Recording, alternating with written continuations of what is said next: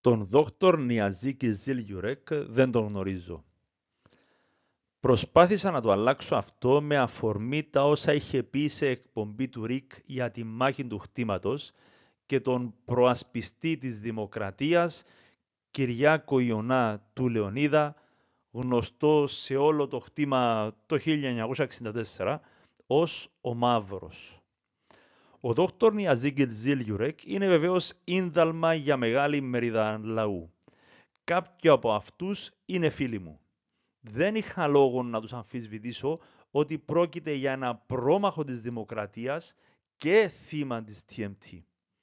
Έτσι, παρόλο που ο κύριος Νιαζίκης Ζιλιουρέκ δεν είχε ανταποκριθεί στα δικά μου πολλαπλά μηνύματα, βρήκα ως ευκαιρία την παρουσίαση του πιο πρόσφατου βιβλίου του στην Πάφο και πήγα για να τον συναντήσω. Ήθελα να μιλήσουμε πρόσωπο με πρόσωπο για τον παππού μου, για την 7η Μαρτίου 1964, για τα τεκμήρια που είχα, τα οποία αναιρούσαν τη θέση που είχε υιοθετήσει. Χωρίς περιστροφές, αλλά ευγενικά, του είπα ότι η εικόνα που μεταφέρει για το πώς ξεκίνησε η μάχη του χτήματος δήθεν και οι κατηγορίες για πυροβολισμό από τον Κυριάκο Μαύρο είναι ένα ψέμα της TMT, το οποίο δυστυχώς επαναλαμβάνει. Εκτός της άδικης κατηγορίας σε έναν προασπιστή, σε έναν υποστηριχτή του νόμιμου κράτους, ουσιαστικά από όλους όσοι μεταφέρουν τη λάθος εικόνα, και αυτό είναι η πολιτική, η ιστορική πτυχή του γεγονότος, δίνεται ένα ψεύτικο άλοθη για τις ενέργειες της TMT. Καλόπιστα είχα να του δώσω αποδείξεις από πρωτογενής μαρτυρικό υλικό, αλλά και να του αναφέρω ότι υπάρχουν σημαντικά δεδομένα που καταδεικνύουν τον προσχεδιασμό. Ναι, θα μπορούσε κάποιος να πει ότι τα ιστορικά στοιχεία είναι περιστασιακά δεδομένα, αλλά μαζί με τις μαρτυρίες που κατήχα αποδεικνύουν ότι πρόκειται περί μίας σκευωρίας.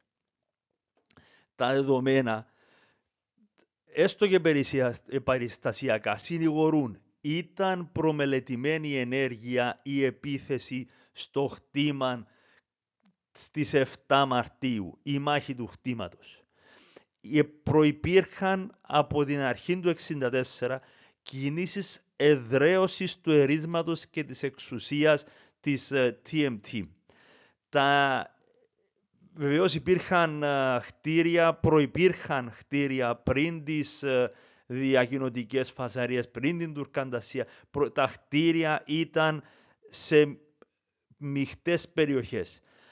Αλλά η TMT, κατά την άποψη μου σκόπιμα, επέλεξε καινούρια επίσημα τουρκικά χτίρια να είναι εντός της γκρίζας ζώνης. Για παράδειγμα, το τουρκικό δικαστήριο, η κυβέρνηση όπως την ονομάζαν, η έδρα της διοίκησης, αυτά όλα ήταν στην μειχτή περιοχή, θεωρώ όχι τυχαία. Υπήρχε μια συνεχής, σταδιακή, επεκτατική πολιτική προσπάθεια να επεκτείνουν το έδαφος το οποίο ελέγχουν. Για παράδειγμα, προηγήθηκε τον Ιανουάριο του 1964, δεν κάνω λάθος, προηγήθηκε πριν τη μάχη ο εκτοπισμός, η εκδίωξη των Ελληνοκυπρίων από το κτίριο της Δημοτικής Αγοράς. Η Δημοτική Αγορά της Πάφου του χτήματος γειτνίαζε με την τουρκική συνοικία, αλλά ήταν εντός της μειχτής ζώνης. Από εκεί εκδίωξαν τους Ελληνοκύπριους από το κτίριο. Δεν μπορούσαν πλέον να κάνουν τη λαϊκή αγορά της Πάφου σε αυτόν το κτίριο. Υπήρχε προσπάθεια ελέγχου της μειχτής περιοχής στο τρίγωνο μεταξύ οδός Φελάχογλου και οδός Θερμοπυλών. για να μπορούν να ελέγχουν την πρόσβαση από το Μούταλον, από την τουρκοκυπριακή συνοικία προς την Περβόλαν, προς το σινεμά θέατρο Γεσίλοβα. Υπήρχε μια σταδιακή προσάρτηση περιοχών, μια σταδιακή δημιουργία μιας κατάστασης de facto. Υπήρχε εκφοβισμός, εκδίωξη Ελληνοκυπρίων, ακόμα και από το κέντρο του χτήματος της περιοχής του Παζαριού, με ληστρικές επιχειρήσεις. Ληστείες με σκοπό να αποθαρρύνουν τους Ελληνοκύπριους ιδιοκτήτες από το να χρησιμοποιούν, από το να εισέρχονται, από το να εκμεταλλεύονται τη δική τους την περιουσία. Στις 30 Ιανουαρίου του 1964 είχαμε την αποτυχημένη προσπάθεια για αστυνόμευση στο κέντρο του χτήματος, στο κέντρο του Παζαριού, μεταξύ οδών Κωνσταντίνου Κανάρη, Μητροπολίτη Πάφους Χρυσάνθου, Ευαγόρου. Ένας Ελληνοκύπριος και ένας Τουρκοκύπριος είχαν έναν αυτοκινητιστικό δυστύχημα και εμφανίστηκαν ένστολοι αστυνομικοί για να αστυνομεύσουν, Τουρκοκύπριοι υποτιθέμενοι αστυνομικοί, για να αστυνομεύσουν περιοχή που, όπως είπαν, ήταν δική τους ευθύνη. Αυτόν το επεισόδιο το απέτρεψε, αυτόν την προσπάθεια για αστυνόμευση την απέτρεψε, αν είναι ποτέ δυνατόν, ένας πολίτης. Μόνος του ένας καταστηματάρχης βγήκε από το κατάστημα με φωνές, με βρισχές και απέτρεψε την προσπάθεια ελέγχου του χτήματος με αστυνομία. Αυτός ο άνθρωπος, αυτός ο πολίτης ήταν ο Κυριάκος Μαύρος, του οποίου το κατάστημα ήταν στην οδό Κωνσταντίνου Κανάρη, δίπλα ακριβώς από το επεισόδιο του αυτοκινηστικού δυστυχήματος. Πριν τις 7 Μαρτίου, πριν την μάχη του χτήματος, είχαν γίνει προπαρασκευαστικές ενέργειες. Υπήρχε ολοσχερής κλοπή, ολική κλοπή του φαρμακείου του Μακρύδη εντός του χτήματος, επί της οδός Κωνσταντίνου Κανάρη. Είχαν γίνει ληστεία καταστήματος με μεταλλικές σωλήνες και τότε ο δημοσιογράφος που έγραφε την είδηση στις ελληνοκυπριακές εφημερίδες προφητικά είπε ότι προφανώς οι σωλήνες θα χρησιμοποιούνταν δια την κατασκευή βομβών. Μέσα σε αυτή την ληστρική επίθεση σε μία νύχτα της 19ης Φεβρουαρίου, θύμα ήταν και ο Κυριάκος ο Μαύρος, του οποίου έκλεψαν το κατάστημα εκτός από ιδιρουχισμού ή επειδή έφερνε, αγόραζε, πουλούσε και στρατιωτικά είδη. Επιπλέον, υπήρχε το δεδομένο στις 7 Μαρτίου ότι έπετον από μέρα σε μέρα η κάθοδος της ειρηνευτικής δύναμης του ΟΗΕ. Στις υπόλοιπες μεγάλες πόλεις, στις πόλεις όπου βάσει του συντάγματος προνοούνταν ξεχωριστοί δήμοι, το θέμα ελέγχου επί του εδάφους είχε εγκριθεί. Η Πάμφος είχε ξεκινήσει σταδιακά να προσπαθεί να αποκτήσει η Τουρκοκύπρη, η TMT, η ηγεσία, σταδιακά προσπαθούσαν και σιωπηρά να αποκτήσουν έδαφος, αλλά δεν είχε γίνει κάποια μεγάλη κλίμακα επιχείρηση. Οπότε κάποιος θα μπορούσε να αναμένει την επίθεση. Αυτή η επίθεση ήταν συντονισμένη, πράγμα το οποίο πάλι καταδεικνύει το προμελετημένο της ενέργειας. Ήταν συντονισμένη ταυτόχρονη από όλα τα φυλάκια και αστραπιαία.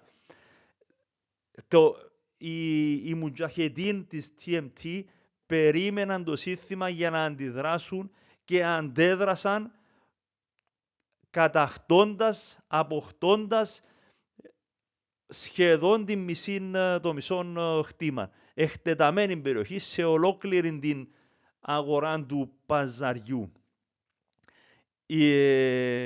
Ήταν μαζική επιχείρηση. Μετά από την επίθεση, μετά από την εξασφάλιση του εδάφους,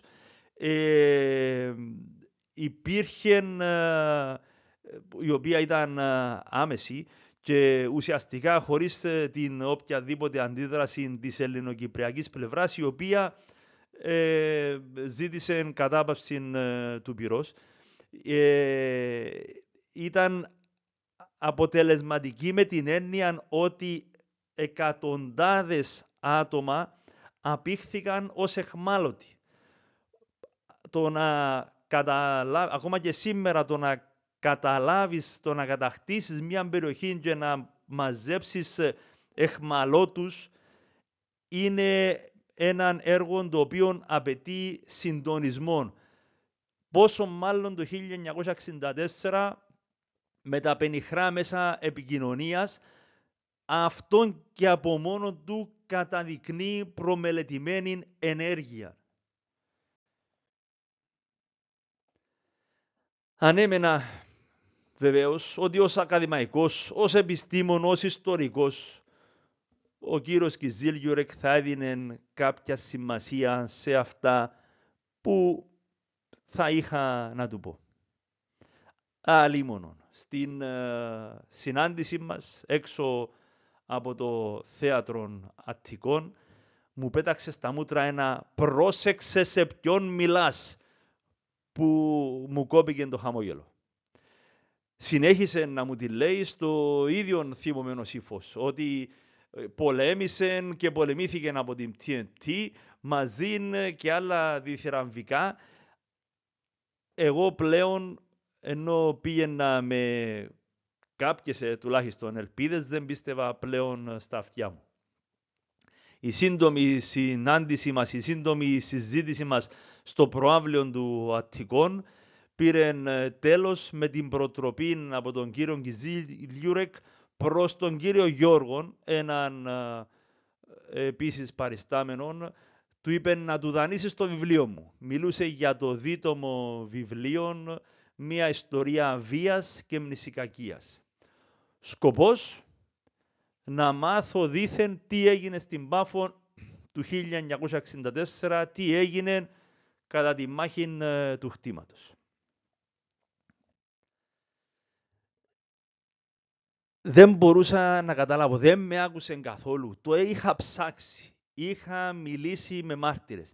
Δεν του πέρασε από το μυαλό καν ότι μπορεί να ήξερα έστω και κάτι για το τι πραγματικά είχε γίνει, όχι φήμες.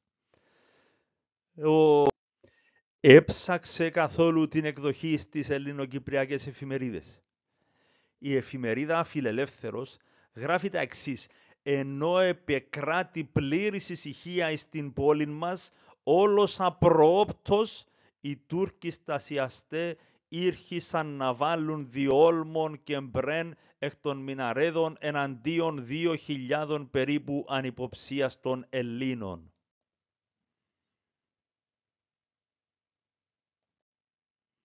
Η εφημερίδα Αλήθεια στις 9 Μαρτίου επικαλείται τον κυβερνητικό εκπρόσωπο, ο οποίος φέρεται να εξακρίβωσε ότι η γενική επίθεση των Τούρκων δολοφόνων εναντίον των αμάχων εντός της αγοράς ακολούθησε επεισόδιο κατά το οποίο 2 Τούρκοι, εκ των οποίων ο εις πρώην ταχυδρομικός υπάλληλος, επιροβόλησαν διαπεριστρόφων εναντίον καταστηματαρχών.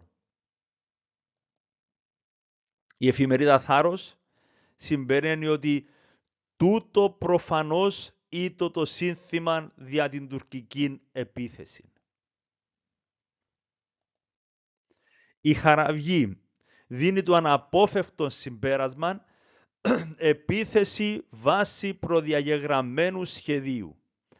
Αυτήν την εκδοχή θα διάβαζε ο Μαύρος αν δεν ήταν ήδη άγρια δολοφονημένος από τους Μουτζαχεντίν της TMT. Το νεκρό του σώμα έφερε πληγές από λόχη στην πλάτη και η χαριστική βολή ήταν με πυροβολισμό στο στόμα. Ενώ το βιβλίο του Κιζίλ Γιουρέκ αλλού βρήθη παραπομπών, στην παράγραφο για τη μάχη του χτήματος δεν υπάρχει ουδέμια αναφορά στη βιβλιογραφία, ουδέμια παραπομπή. Παρόλο που κάνει ονομαστική αναφορά όταν αναφέρεται στη λεπτομέρεια, άρα την αναγάγει σε σημαντικό γεγονός, παραδόξως παραλείπει εδώ να αναφερθεί στις πηγές του. Και όμως υπάρχει βιβλιογραφία. Για παράδειγμα, ο Σωτήρης Ρίζας, αναφερόμενος στο State Department, αποδίδει ευθύνες στους Τουρκοκυπρίους.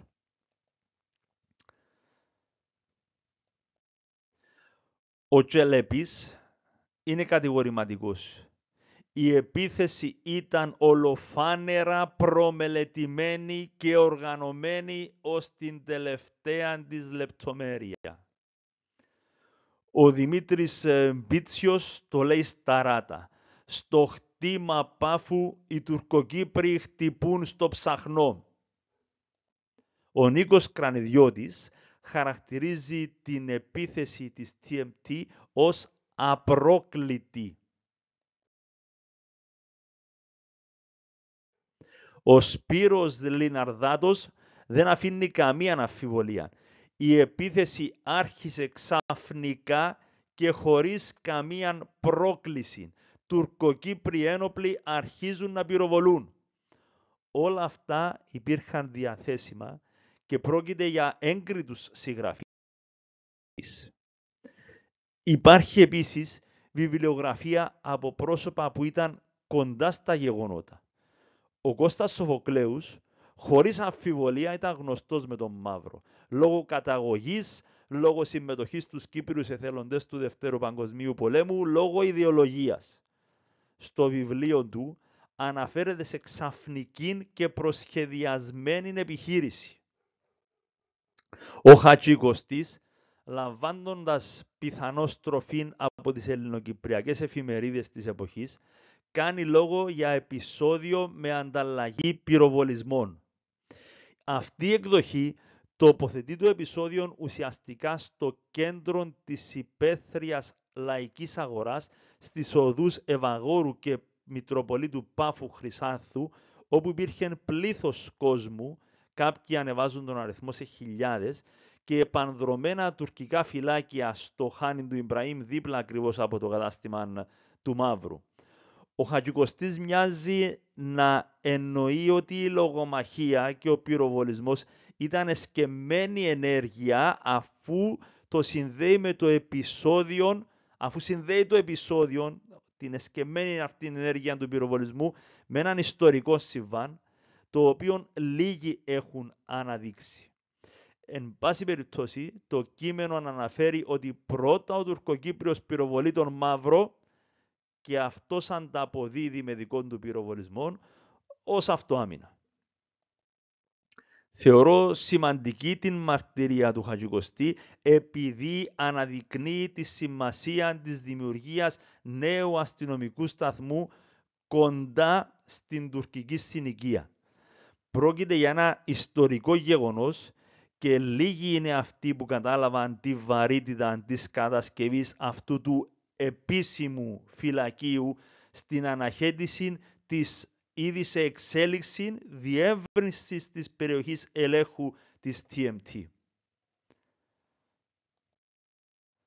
Ο αστυνομικός σταθμός εγκαταστάθηκε σε ανώγειον κτίριων ελληνοκυπριακής περιουσίας επί της οδού Θερμοπυλών και είχε να διατελέσει σημαντικό ρόλο στην ανακοπή της επεκτατικής πολιτικής που είχε η TMT επί του εδάφους.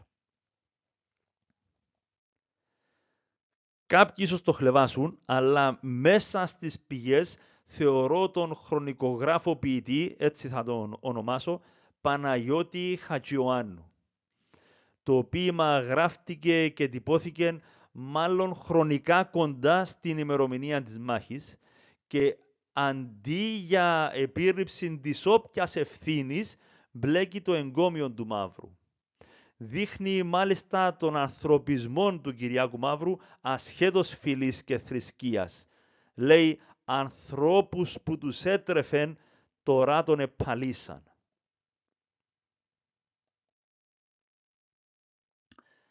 Να φανταστώ ότι όλοι όσοι γράφουν ελληνικά είναι αναξιόπιστοι, άρα και ο ομιλών, έστω. Μπορεί όμως ο κύριος Κιζίλιουρεκ να μην λάβει υπόψη τη διεθνή βιβλιογραφία. Δεν έχει ούτε αυτόν ο λόγος κάποια βαρύτητα. Η Νάνσι Κρόσο και ο Τσάρλς Φόλεϊ έγραψαν πολύ κοντά στα γεγονότα και διαφωνούν με την εκδοχή του κύριου Κιζίλιουρεκ. Στο άρθρο Cyprus, Collapse of the Zurich Agreement, η Κρόσο μιλά για ένα επεισόδιο που πιστεύεται ότι έχει προκληθεί από τους Τούρκους. Believed to have been started by the Turks. Ο Charles Foley, που ηρίστο εμπαρόδο έζησε για χρόνια στην Κύπρο, χωρίς περιστροφές αναφέρει ότι οι Τούρκοι άνοιξαν πυρ κατά των Ελλήνων. Turks opened fire on Greeks. This was a signal. Ο ίδιος το εξηγεί. Αυτό ήταν το σύνθημα για να ξεκινήσει η συντονισμένη επίθεση και το ανθρωπομάζεμα Ελλήνων. Ο Ρίτσαρντ Πάτρικ αναφέρει τον ισχυρισμό της TMT περί πυροβολισμού κατά Τουρκοκυπρίου και έτσι τον περιγράφει ως Turk Cypriots claim, ισχυρισμό, τον οποίο φαίνεται εκ της θέσεως που πήρε ότι τον απορρίπτει ως αβάσιμον. Claim, ισχυρισμό. Η Μπρένταν Ομάλεϊ και η Ιαν Κρέκ αναφέρουν ότι οι Τουρκοκύπριοι έπιασαν εκατοντάδες Ελληνοκυπρίους στο χτήμα, δήθεν ως, allegedly, δήθεν ως αντίπεινα για πυροβολισμό Τουρκοκυπρίου. Ως αιτία, ως λόγο, because of, βλέπουν το θέμα των ομήρων που αγνοούνται, που δεν επιστράφηκαν από την επίσημη κυβέρνηση. Το θέμα της Κύπρου απασχολούσε τότε και την αμερικάνικη κυβέρνηση και είμαστε τυχεροί που υπάρχουν δεδομένα για εκείνες ακριβώς τις μέρες που διαδραματιζόταν η μάχη του χτήματος. Ο πρόεδρος των Ηνωμένων Πολιτειών, ο Λίντον Τζόνσον, ρωτάει τον Υπουργό Εξωτερικών του, τον David Dean Rusk, τι γίνεται στην Κύπρο στα πλαίσια μιας άλλης τηλεφωνικής επικοινωνίας, και αυτός απαντάει ότι η κατάσταση είναι εκρηκτική. Αυτό που έχει σημασία είναι ότι αποδίδει σκοπιμότητα στην τουρκοκυπριακή ηγεσία για αυτήν την εκρηκτική κατάσταση. Είναι αυτό στοιχείο που μπορεί κάποιος ερευνητής, κάποιος ιστορικός, κάποιος ακαδημαϊκός να το αγνοήσει. Και αν κάποιος μεμονωμένα το κάνει, θα πρέπει να επιτραπεί από την ακαδημαϊκή κοινότητα να διαιωνίζεται μια εικόνα που φτιάχτηκε εντέχνος και σκόπιμα από μια ομάδα η οποία ηγείτο τότε ενίοτε φασιστικά μιας κοινότητας. Είναι κάτι το οποίο θα πρέπει να συνεχίσει, θα πρέπει να επιτραπεί, είναι κάτι το οποίο θα πρέπει να γίνει ανεκτόν.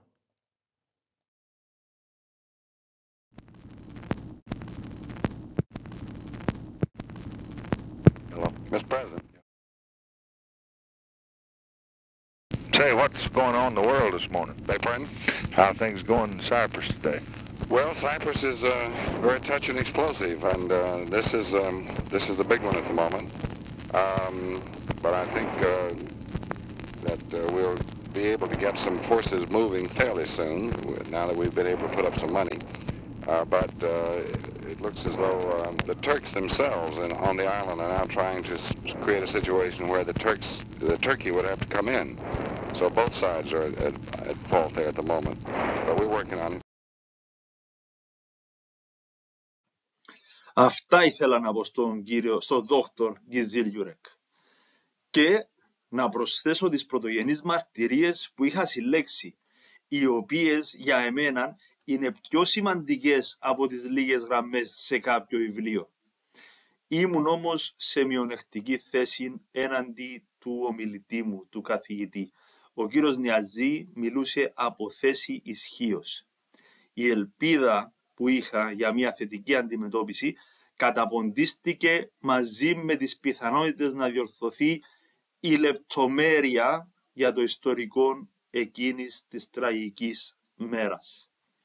Εξ ανάγκης λοιπόν, διότι αυτή η λεπτομέρεια με αφορά, εξ ανάγκης καταθέτω δημόσια μέρος της δικής μου έρευνας για τη μέρα έναρξης της μάχης του χτήματος και νυφάλια καλώ τόσο τον δόκτωρ Γκιζίλ Γιουρέκ όσο και την ακαδημαϊκή κοινότητα ως σύνολο και τον κάθε ένα ατομικά να αποκαταστήσει την ιστορική αλήθεια για αυτή τη ψηφίδα ιστορίας του τόπου μας. Η επίθεση στο χτήμα ήταν πράγματι προσχεδιασμένη. Ήταν ίσως το τελικό στάδιο μιας σταδιακής επεκτατικής πολιτικής διεύρυνσης της περιοχής ελέγχου υπό την TMT. Πολλοί σήμερα αγνοούν ότι η ευρύτερη περιοχή του παζαριού του χτήματος ήταν μειχτής ιδιοκτησίας, ελληνικής και τουρκικής ιδιοκτησίας και ως τέτοια εξελίχθηκε σε γκρίζα ζώνη. Εκτός το ότι η προσπάθεια επέκτασης έδινε στρατηγικό βάθος στην γειτονιάζουσα τουρκοκυπριακή συνοικία, στην περιοχή υπήρχαν εμβληματικά κτίρια για τους Τουρκοκύπριους. Σχολείων, το τουρκοκυπριακών γυμνάσιων, ναός, το Γενή Τζαμί, το σινεμά Γεσίλοβα, εταιρεία συγκοινωνιών η Λοζάν. Όλα αυτά ήταν στην περιοχή που υπήρχαν ταυτόχρονα και ελληνικές και τουρκικές περιουσίες. Η επιχείρηση επέκτασης είχε ξεκινήσει σταδιακά, βαθμιαία. Έναν βήμα ήταν η εκδίωξη των μικροπολιτών από από τη δημοτική αγορά της Πάφου, η οποία εφαπτώταν στην τουρκοκυπριακή συνοικία και έτσι την έθεσαν υπό τουρκικό έλεγχο. Άλλο βήμα ήταν ο έλεγχος της περιοχής μεταξύ Φελάχογλου και Θερμοπυλών, το τρίγωνο μεταξύ των οδών Φελάχογλου και Θερμοπυλών, για πρόσβαση στην Περβόλα και μετά στο σινεμά Γεσίλοβα που ήταν τουρκοκυπριακής ιδιοκτησίας.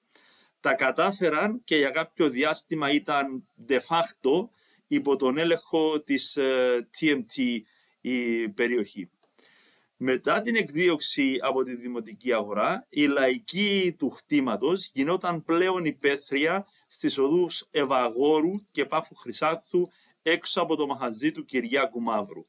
Και αυτή την περιοχή προσπάθησαν να την ελέγξουν, τους σταμάτησε με τις φωνές του, όσο και αν φαίνεται απίθανο, ένας πολίτης, ένας καταστηματάρχης, ο Κυριάκος ο Μαύρος.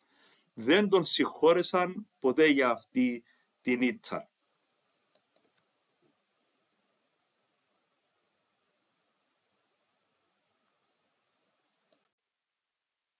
Οι προετοιμασίες κατάληψης της περιοχής περιλάμβαναν υπόδια διανοίγματα που ένωναν τουρκοκυπριακές περιουσίες, δημιουργία θέσεων μάχης σε διόροφα κτίρια, διάρρηξη φαρμακείου για προμήθεια φαρμάκων, ληστεία μεταλλικών σωλήνων για κατασκευή αυτοσχέδιων εκρηκτικών μηχανισμών και άλλα. Το δημοσίευμα της Χαραυγής της 18ης Φεβρουαρίου 1964 ήταν προφητικό.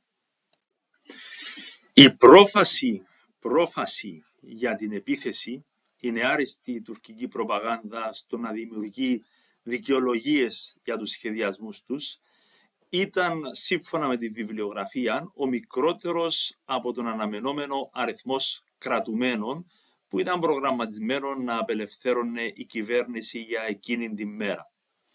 Η πληροφορία για επεισόδια δηλαδή είχε διαρρεύσει, αλλά οι αρχές ήταν απροετοίμαστες για το μέγεθος της παραστρατιωτικής επιχείρησης.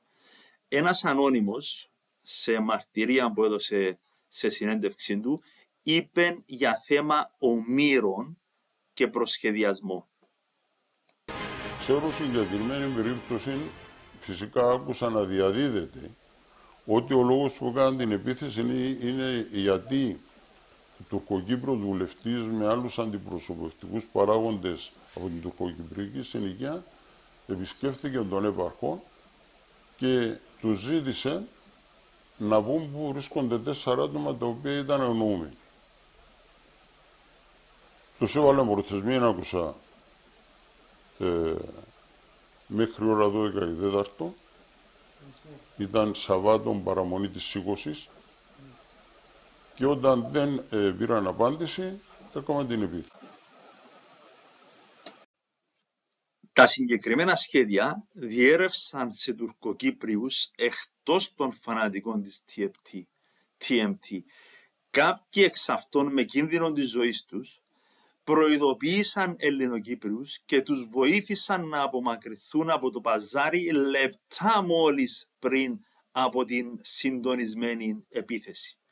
Μια τέτοια περίπτωση είναι ο κύριος Χρήστος Λουκαίδης, ο οποίος μου έδωσε τη μαρτυρία του, υπόγραψε και δέχτηκε να ηχογραφήσουμε την συνέντευξη, τη συζήτηση μας.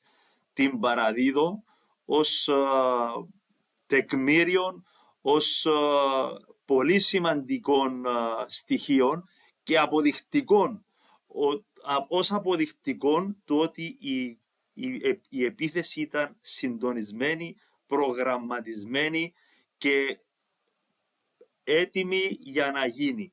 Η μαρτυρία του Χρήστου Λουκαίδη. Εγώ προτιμώ να πεις την κουβέντα που μάλιστα το πρωί να σπεντζήν την ημέρα ήταν που γίνηκε. Δηλαδή ήταν Μάρτη στο σήκωσες. Αν περίμενε να ζήσει το θάνατο μπόχει από την... Μάλιστα. Ό,τι θυμάσαι, όπως τα θυμάσαι. Όπως μου θεωρώ τα ομπρός μου τώρα. Είχα τα πουλιά που ξέρω από την είσοδο της Τράπεζας Κύπρου. Είχε έναν Τούρκο που πουλά γιαούρτι με τα μαξούι. Αν πούμε τον Μαντούδη δεν μπορεί να με σκοτώσουν. Δηλαδή μου πέλουκα.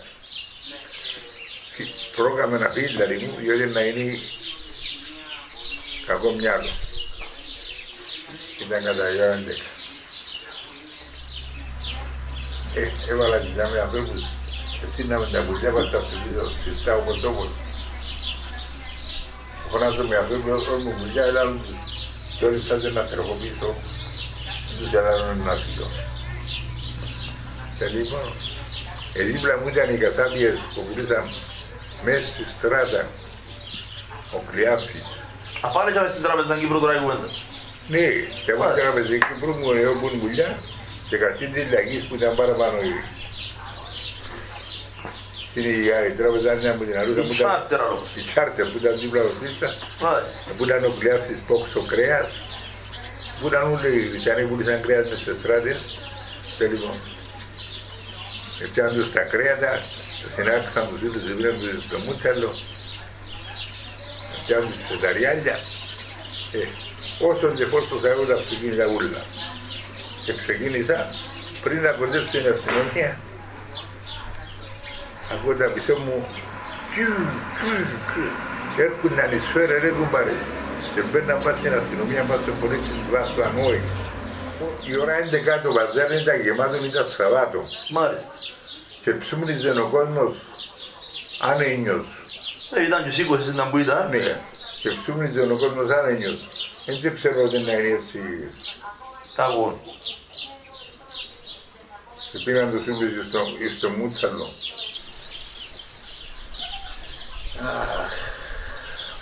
Και την ημέρα πριν να γίνει το κακό, ας πούμε, είδες εσύ για τίποτε για ο Μαύρος ή για κανένας άλλος που χριστιανός να παίξει κανέναν Κανέναν πυροβολισμό, κανέναν αυτόν. Τίποτε. Ήταν άκρα ησυχία. Δεν εμπιστεύτηκε κανένας ότι να είναι έτσι κακό. Και εμένα ο Τούρκος πίστε εκεί με μου λέει, εγώ τι είπε μου λέει. Αυτή ήταν μου και εγώ στη ώρα 11, αυτή με τη λέξη μου είπε, θα γεννήσε μας σαν μυαλό δηλαδή. Εψούμνιζε ο κόσμος άνενιας. Εμένα ο Τούρκος είπε μου το, Πέλουκα πρόκαμε να φύγεις, διότι να γίνει σαματάς μεγάλος. Όσον πλησίαζε η στιγμή της επίθεσης, το επικείμενο γεγονός έγινε φανερό ακόμη και σε μη προειδοποιημένους Ελληνοκύπριους. Αυτόπτες μάρτυρες είδαν τότε οπλοφόρους και ύποπτες κινήσεις από πλευράς ανθρώπων της TMT.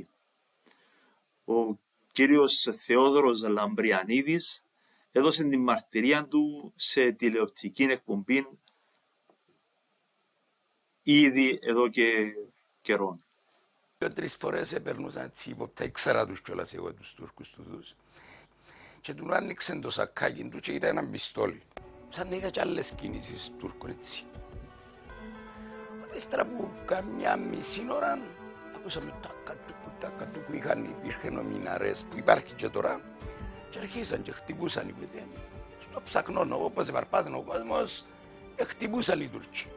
Εμείς δεν είχαμε κανέναν, με πολυβόλα είχε τα πάνω, με πάνω που μας είπαν ότι είχαν πολυβόλα. Όμως, ο κύριος Νιαζή πρόλαβε και άκουσε τις φήμες της τουρκοκυπριακής πλευράς και τις κατέγραψε σε βιβλίο. Θα μπορούσε, ερωτώ ρητορικός, ο κύριος Κιζίλιουρεκ να το ψάξει εκ των υστέρων και να ανακαλέσει. Θα μπορούσε να γίνει στην πράξη ο δραπέτης των εθνών ή μήπως είναι δέσμιος μιας κατασκευασμένης ιστορίας ακόμα και όταν τα δεδομένα την αναιρούν.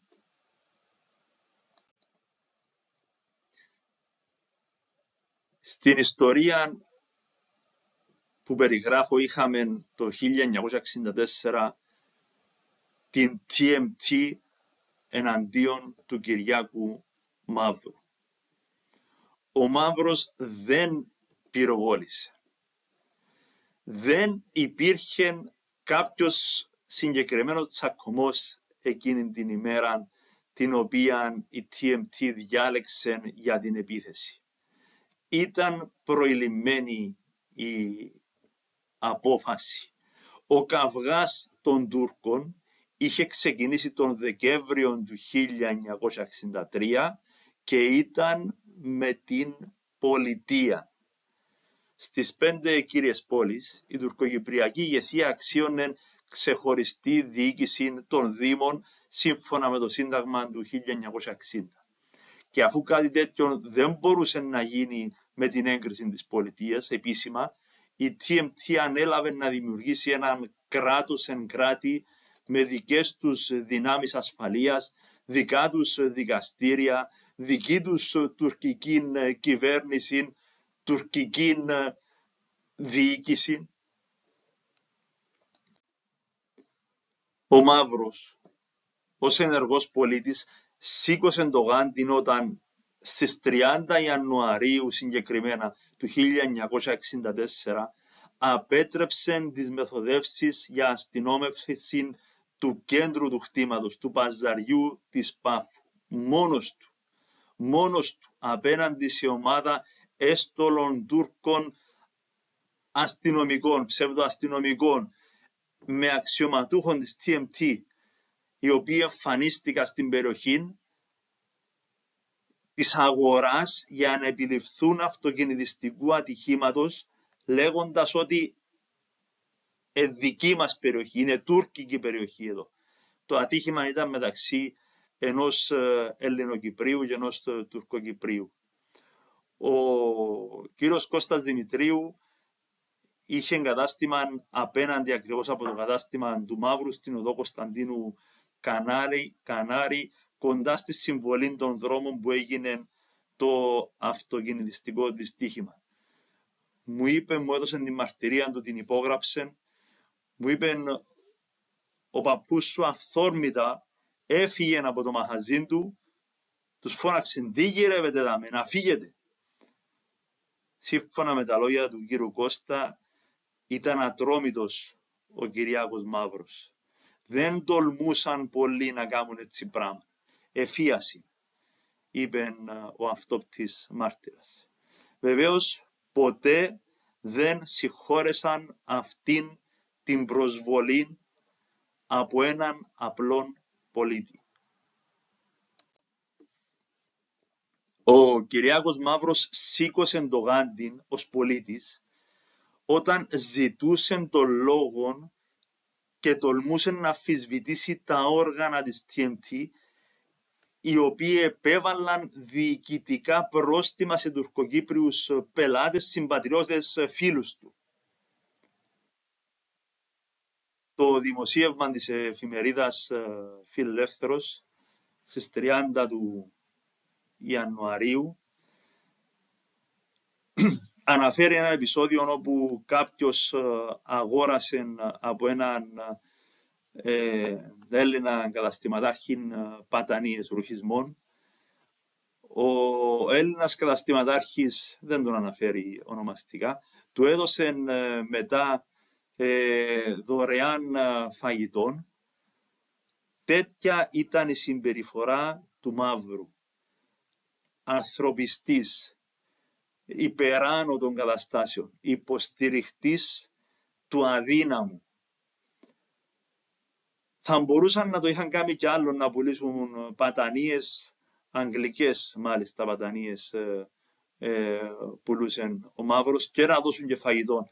Αλλά δεν τολμούσαν πολλοί να κάνουν έτσι πράγμα, να αμφισβητήσουν τους Τουρκοκύπριους, τους μουτζαχεντίν της TMT που επέβαλαν 10 λίρες πρόστιμων στον Τουρκοκύπριο πελάτη. Δεν τολμούσαν πολλοί να κάνουν έτσι πράγμα. Η έναρξη της μάχης του χτήματος ήταν 7 Μαρτίου. Στις 4 Μαρτίου του 1964 εκδόθηκε το πολύ γνωστό ψήφισμα 186 του Συμβουλίου Ασφαλείας του ΟΗΕ. Και η ειρηνευτική δύναμη ήταν θέμα ημερών να έρθει στην Κύπρο και να παγιώσει το status quo, τα δεδομένα επί του εδάφους. Η TMT, θεωρώ καθόλου τυχαία, είχε προγραμματίσει την επίθεση με στόχο τον εδαφικών έλεγχων της διαφιλομηνικούμενης, της γκρίζας, της μειχτής περιοχής της αγοράς του χτήματος για τις 7 Μαρτίου 1964. Θα δημιουργούσαν νέα δεδομένα επί του εδάφους πριν αναλάβουν καθήκοντα οι ειρηνευτές του ΟΗΕ. Ήταν ψυχοσάββατον, πρώτον ψυχοσάββατον, προεόρτια της Σίκωσης, Κυριακή της Απόκρεου, και στο παζάρι κυκλοφορούσαν χιλιάδες κόσμου. Εκτός από τον έλεγχο του εδάφους, ήταν πρόσφορη μέρα για σύλληψη ομήρων. Καθόλου τυχαία η επιλογή της 7ης Μαρτίου για την προγραμματισμένη επίθεση της TMT. Λίγο μετά τις 11 το πρωί, 2 Τουρκοκύπριοι, μαχητές μουτζαχεντίν της TMT, βγήκαν από το χάνιν του Ιμπραήμ, πέρασαν μπροστά από το μαγαζί του Μαύρου και κατευθύνθηκαν προς το Μούταλο. Ο Μαύρος ήταν στο δρόμο, μιλούσε με τον απέναντι συνάδελφόν του, τον κύριο Κώσταν Δημητρίου, τον μακενίστρα στο επάγγελμα. Ο κύριος Κώστας Δημητρίου μου έδωσε την μαρτυρία του γραπτός. Εγώ πήγα στο μαγαζί, δεν είχα τίποτε μέσα, αλλά να πούμε και καμιά κουβέντα με κανέναν πλάσμα. Λαλή μου, τι κάμνεις ρε Κωστά, Εν τω μεταξύ ακούσαμε πιστολιές και ήμουν έτοιμος να πάω προς το Μούταλλον να δω ίνταν που γίνεται. Οι πιστολιές ήταν που το Μούταλλον. Και 3 πιστολιές νομίζω. Η παρουσία του Μαύρου στο μαχαζίν που μου έπιασε κουβένταν έκαμε με και δεν επία. Συνέτεινε να αλλάξω ιδέα. Αυτά μου είπε ο Κώστας ο Δημητρίου, ο οποίος μου είπε ήμουν ο τελευταίος που είδα τον Μαύρο στο παζάρι, ήταν μαζί μου τελευταίος και ήμουν ο πρώτος που τον είδα, είπε μου, στο νεκροτομείο του νοσοκομείου Πάφου. Δεν μπορώ να γνωρίζω ακριβώς τι έγινε με τους 2 Τουρκοκύπριους, ούτε αν είχαν εντολές να συγκρουστούν ή να προκαλέσουν τον Μαύρο, ο οποίος ήταν ήδη στο στόχαστρο της TMT. Καυγάς δεν έγινε. Φαίνεται ότι ο ένας εκ των 2 Τουρκοκυπρίων έδειξε πιστόλι στον Μαύρο. Ο Μαύρος φαίνεται να έδειξε και εκείνος πιστόλι στον Τουρκοκύπριο. Να ρίξουν πυροβολισμό μέσα στο παζάρι εκείνη την ημέρα ήταν δύσκολο. Αν έριχναν πυροβολισμό θα υπήρχαν θανάτοι επιτόπου. Μιλούμε για στενά δρομάκια, μιλούμε για περιοχές οι οποίες υπήρχαν φυλάκια, μιλούμε για κόσμων αρκετών, χιλιάδες λένε οι μαρτυρίες. Φαίνεται ότι ο ένας με τον άλλον έδειξαν πιστόλια. Οι ελληνοκυπριακές πυροβολισμός δεν υπήρχε. Οι ελληνοκυπριακές εφημερίδες βασιζόμενες στη δημόσια ήταν γνωστή η κόντρα Μαύρος εναντίον TMT, δημοσίευσαν που προέκυπτεν κυρίως από την αποτροπή αστυνόμευσης της περιοχής του Παζαριού στις 30 Ιανουαρίου. Οι ελληνοκυπριακές εφημερίδες δημοσίευσαν την άλλη φημολογία που κυκλοφόρησε τότε, ότι πριν να ξεκινήσει η επίθεση οι Τούρκοι πυροβόλησαν τον Μαύρο.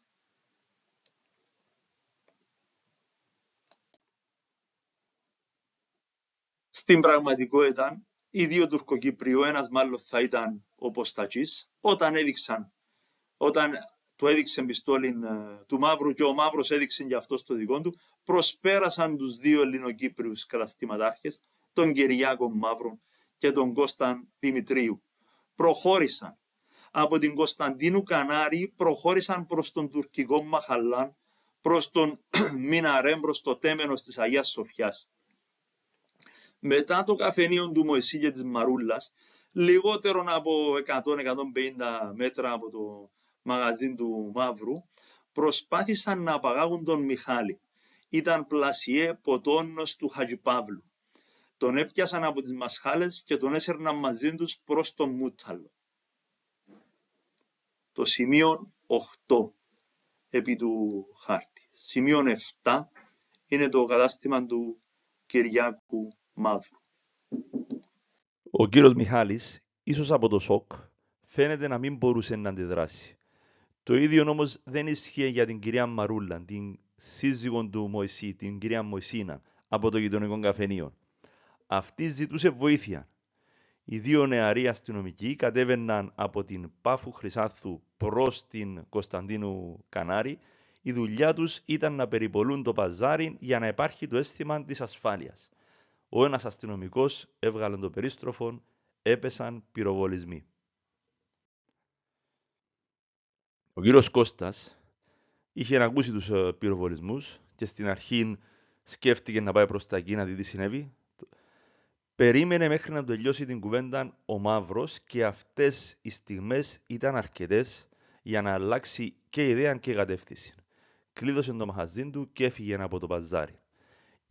Η επίθεση ακολούθησε άμεσα τους πυροβολισμούς.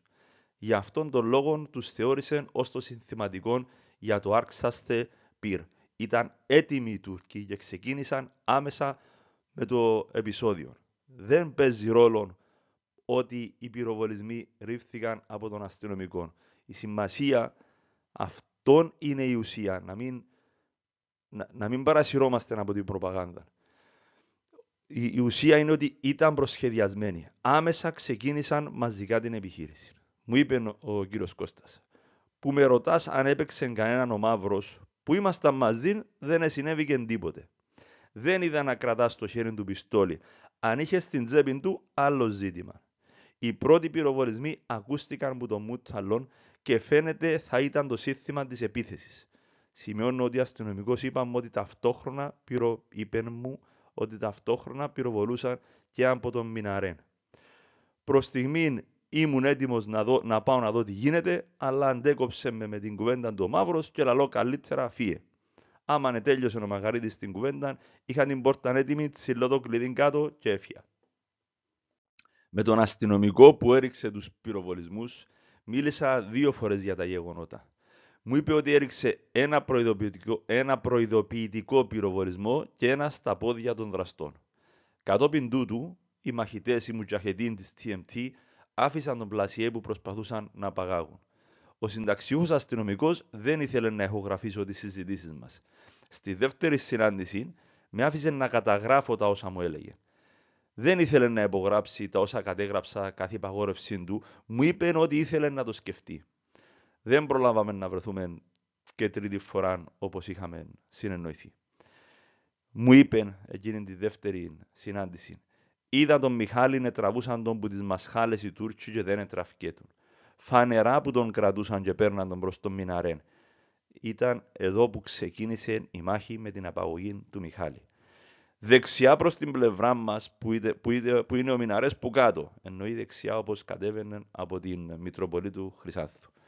Ο Μιχάλης ήταν πλασιέ του Χατζηπαύλου που έκαμνε κονιάκια. Φώναξε η Μωυσίνα, η γυναίκα του καφετζή του Μωυσή, ότι παίρνουν τον Μιχάλη. Κοιτάζω, ήταν έξω από το φαρμακείο του Μακρύδη και κολοσύρναν τον προς τον Μιναρέν. Το φαρμακείο του Μακρύδη ήταν στην Κωνσταντίνου Κανάρη, πιο κάτω αμέσως από το καφενείο του Μωυσή και της Μαρούλας. Η Μωυσίνα μας είπε, τι κάμνετε, κρατούν τον Μιχάλη και παίρνουν τον στον Μιναρέν. Άμαν και είδα τον που τον κολοσύρναν, έριξα τους μιαν του φεκιάν. Αφήστε το ρέλαλο του στον άνθρωπο. Αλλά συνέχισαν και να τον κολοσύρνουν. Προχωρούσαν και σύρναν και οι παιδιά που πάνω στον Μιναρέν. Εκείνοι ψηλά, εγώ που κάτω. Εγώ έπαιξα τον Τούρκο που τον κολόσυρνε πάνω στα πόδια και ο Μιχάλης έμεινε τζαμέ που σοκαρίστηκε και δεν προσπάθαν να φύγει. Εφωνάζαν του ούλοι να έρθει πίσω, αλλά έμεινε όπως ήταν που το σοκ. Δραπέτης είναι αυτός που φεύγει μίας κατάστασης, αυτός που την αλλάζει.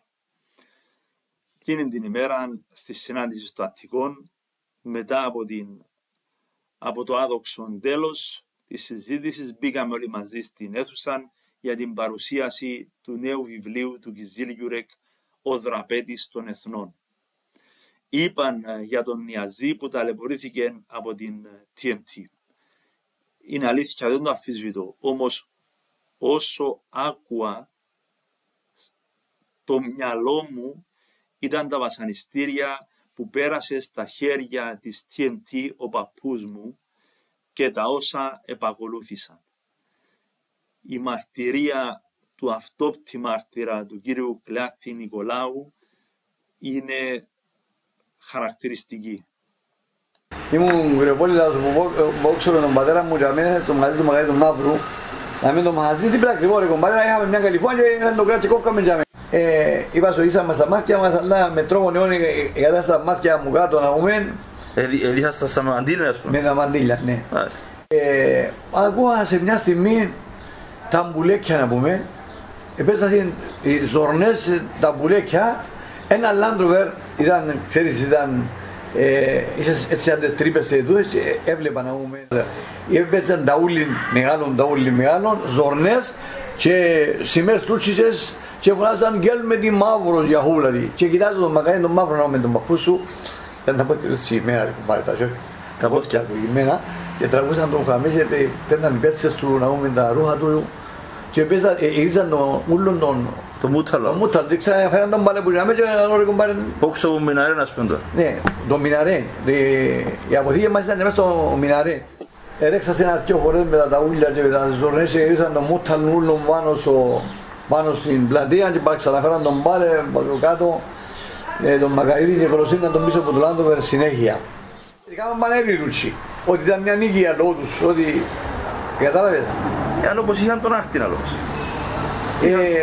Έβαλε, είναι το μόνο που χούντον έχουμε. Ήμουν δίπλα από το μαχαζίν του στη Νέα Κικόβα κρέας που η ώρα 5 το πρωί ήμουν και κρεμάμε τα κρέατα 5 το πρωί και δεν έριξε πυροβολισμό ο άνθρωπος καθόλου τίποτε. Τίποτε δεν έριξε πυροβολισμό. Άλλο το σέμα στο Ευαγγέλιο. Ο κύριος Κλάθης Νικολάου όταν μου έλεγε ότι είχαν τα πόθηκια του έτσι που με εξηγούσε πως τον έσερναν πίσω από το Land Rover, είχαν τα πόθηκια του έτσι, ένωσεν τις γροθιές του μαζί για να μου δείξει πως έδεσαν από τα πόδια και έσερναν το σώμα του μαύρου. Η συγκίνηση στην φωνή του, στη φωνή και των δύο θα έλεγα, είναι εμφανής για όποιον ακούει την ηχογράφηση. Έλεγαν στην εκδήλωση για τον Κιζίλ Γιουρεκ που προασπίστηκε το κυπριακό κράτος. Το δέχομαι.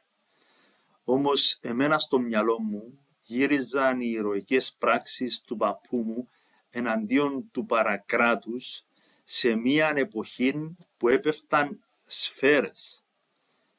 Ο Σταύρος Αβραάμ είχε κατάστημα στην οδό Νεβαγόρου κοντά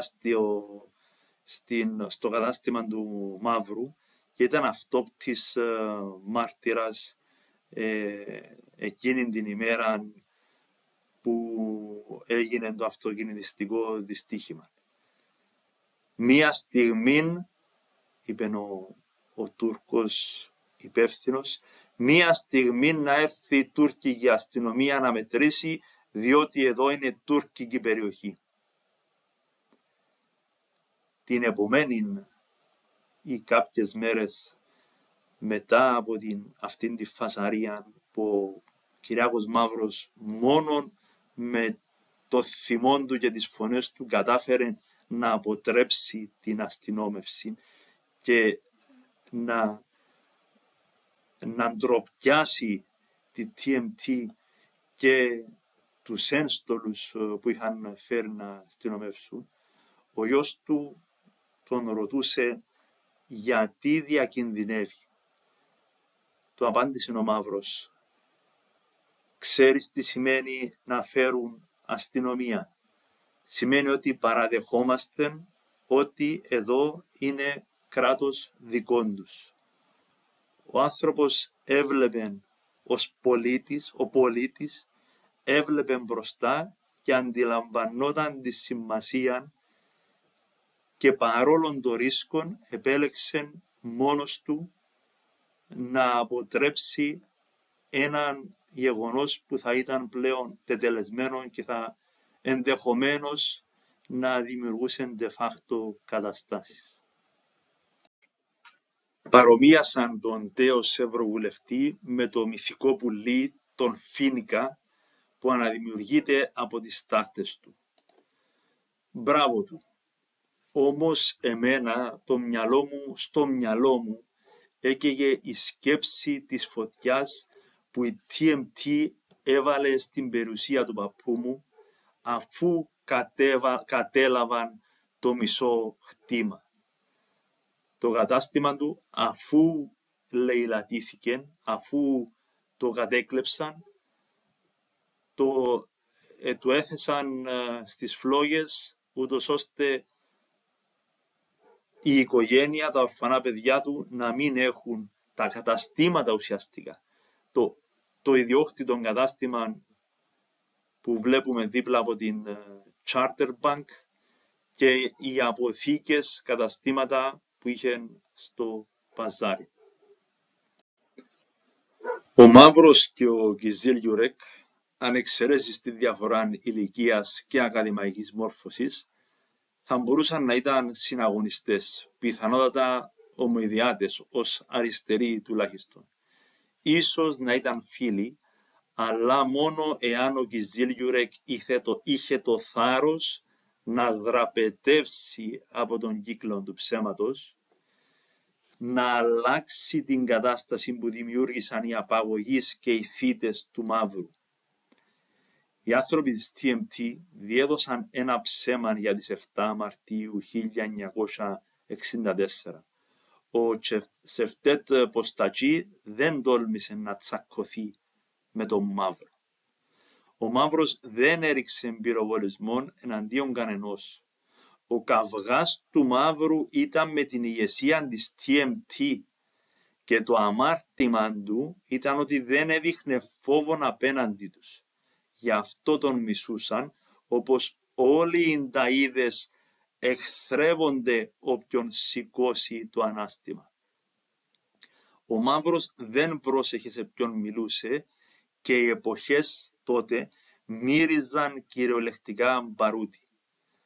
Όταν επιτέθηκαν στο χτήμα στις 7 Μαρτίου 1964, οι αγωνιστές, οι μουτζαχετίν της TMT, όχι μόνο τον απήγαγαν και τον βασάνισαν, όχι μόνο τον έσυραν πίσω από στρατιωτικό όχημα ως τρόπαιο, προσπάθησαν να του φορτώσουν την αποδεδειγμένα προγραμματισμένη, καλοσχεδιασμένη και τρόποντινά επιβεβλημένη επίθεση στο χτήμα. Όσοι έχουν μελετήσει επισταμένα τα επεισόδια στην Πάφων, ξέρουν ότι η TMT επιγόταν να δημιουργήσει τετελεσμένα επί του εδάφους. Στις άλλες πόλεις, στις άλλες κύριες μεγάλες πόλεις, το παιχνίδι είχε κρυφεί.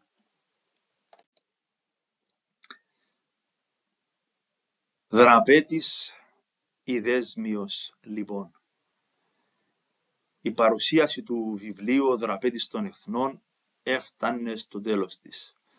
Όσα εγκομιαστικά και να άκουσα εκείνο το βράδυ για τον συγγραφέα, η άδικη, έτσι τουλάχιστον μου φάνηκε, αντιμετώπιση του κύριου Νιαζή προς την ιστορική αλήθεια, η προκατάληψη, έτσι τουλάχιστον μου φάνηκε, προκατάληψη απέναντι σε ένα άτομο που εν της πράγμαση ήταν στόχος και θύμα της TMT, η επιμονή, έτσι τουλάχιστον μου φάνηκε, στα όσα πρόλαβε και έγραψε, η επιμονή στα όσα κατέγραψε κάποτε, δεν άφηναν το μυαλό μου να επικροτήσει το ύψος του ανδρός και το εγκόμιο που του έπλεκαν οι ομιλητές.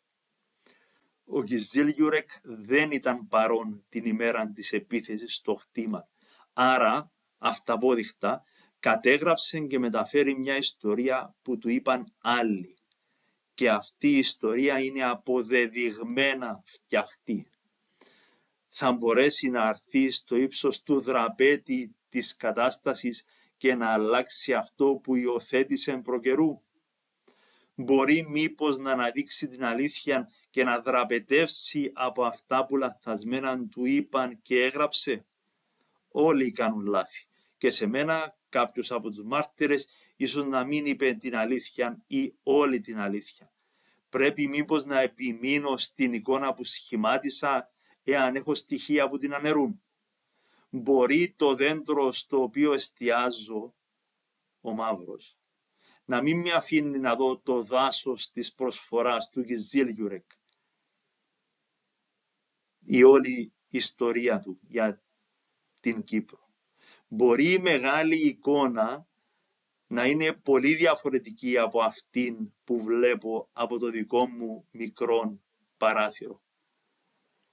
Μπορεί να μην έχω τέτοια πειθόν ώστε να παλέψω το οργανωμένο, το προσχεδιασμένο, πιθανόν. Όμως η μικρή, πικρή αλήθεια για τον μαύρον είναι εκεί. Καθηγητά, κύριε Νιαζή Κιζίλιουρεκ, έχεις τη δύναμη να ενώσεις μέσω των γεγονότων. Παρακαλώ θερμά και τον καθηγητή και τους ερευνητές και την επιστημονική κοινότητα Ψάξτε, αποκαταστήστε την πραγματικότητα. Είναι η αλήθεια, είναι δικαίωμα των νεκρών και υποχρέωση των ζώντων των ζωντανών. Λέω μήπως κάτι λάθος?